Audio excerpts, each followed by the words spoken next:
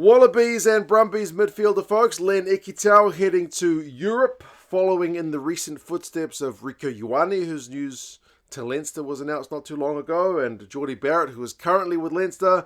It is another Southern Hemisphere kind of premier, and in this case, midfield player, heading up north, and also on a short-term deal. I feel like this is a good bit of news for Aussie Rugby because they've had a number of guys either confirm or be linked with deals abroad. Noel Olesio, who's a current Wallaby, been Joe Schmidt's premier choice. He's heading to Japan, so not going to be Wallabies available. Tom Hooper, who's been a little bit more on the kind of outer of Wallaby selection in recent times, but still only a pretty young man and versatile player. He's heading to Exeter as well.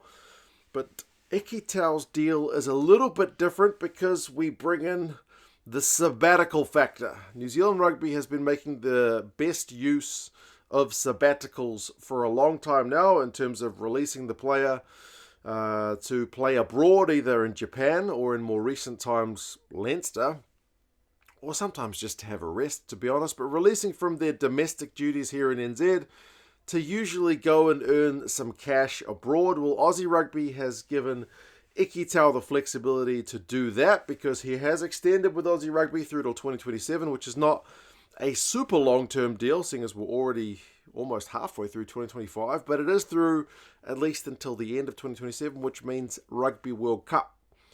And if you are Joe Schmidt or the future Wallabies coach, whoever that may be, you certainly want to have Len Ikitau available for the Lions Tour, and you want to have him available for the next World Cup because the guy's a hell of a player. Certainly quite able to have that vision to bring other guys into the game, and he's certainly pretty good on the carry himself. So a bit of flexibility for him to go up north, earn a bit of cash. The reported value of the deal is apparently around about £400,000 for the 2025-2026 season with the Chiefs.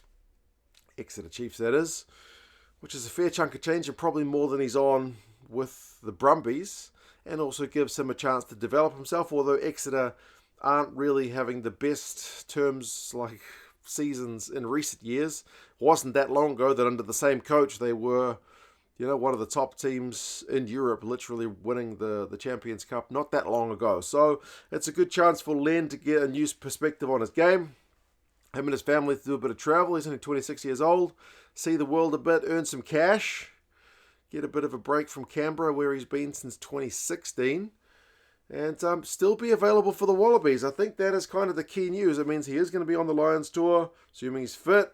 He's going to be available for the November test at the end of 2025. And then he'll be back in Australia, ready for the July tests in 2026. So he's basically just going to miss the 2026 season with the Brumbies.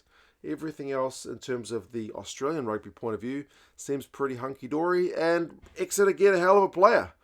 Because, as I said, he is certainly one of the Wallabies' top players, and he will certainly add value to the Exeter Chiefs midfield. So you got to ask yourself, are sabbaticals the future for Aussie Rugby as well? Because, like I said, with the likes of Tom Wright being linked with a move abroad, Carlo Tizzano being linked with a move abroad, it might be they need to get a little bit creative, as New Zealand Rugby have done, to keep some of these guys available. Obviously, there's a balance between letting everyone go. New Zealand Rugby tends to only let the kind of more senior guys go.